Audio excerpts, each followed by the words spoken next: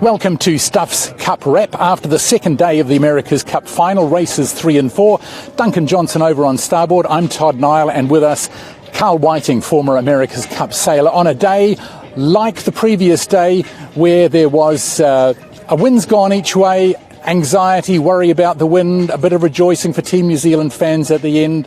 A day with everything. Carl, do we know any more yet about who's looking better? Well, what we know is we've got a very, very competitive, very even boat race, and it's going back to the old match racing days of win the start and control the first cross, and today certainly showed that.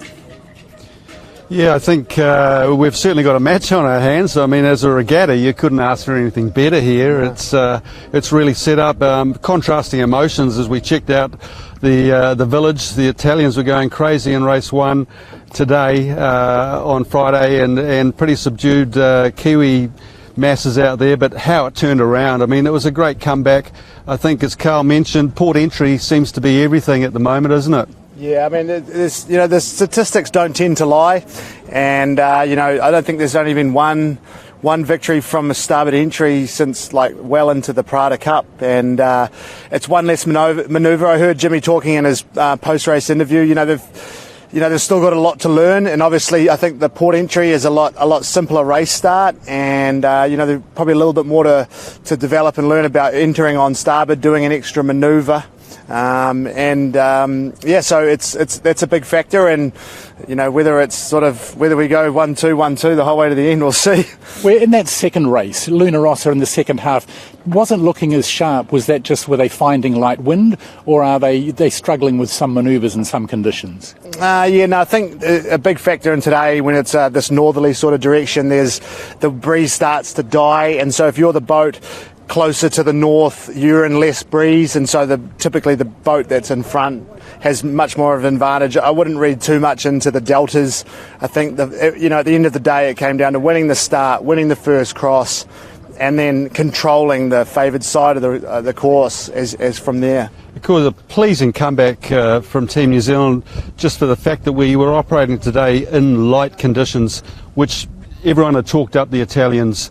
So when they got that big win in the opening race today, a few alarm bells going. I know our blog had doom and gloom. Carl, I think you were probably getting a few messages from around the world too. Since the day was on the way out. Yeah, so what we did get at the end was the performance levels we had on Wednesday in the moderate conditions were pretty even. The performance levels we've had today on the boats pretty even as well. Oh, how we'd love to have some wind to really see these things honking.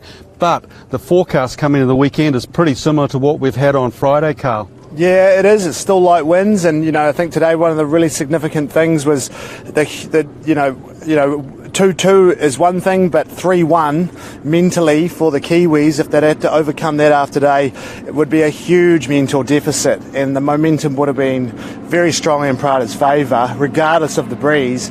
And so to level the scores, there's still so much to play for, and I just think we're seeing the benefits of Prada being race hardened. They've raced more than any other team in the America's Cup and Prada Cup, and I think Team New Zealand are still shaking off a bit of the dust. So interesting stuff going into day 3. 2-all locked up. Both teams still need 5 wins to get there, and we'll be having a look at what happens in this fascinating duel in the next Stuff Cup Wrap.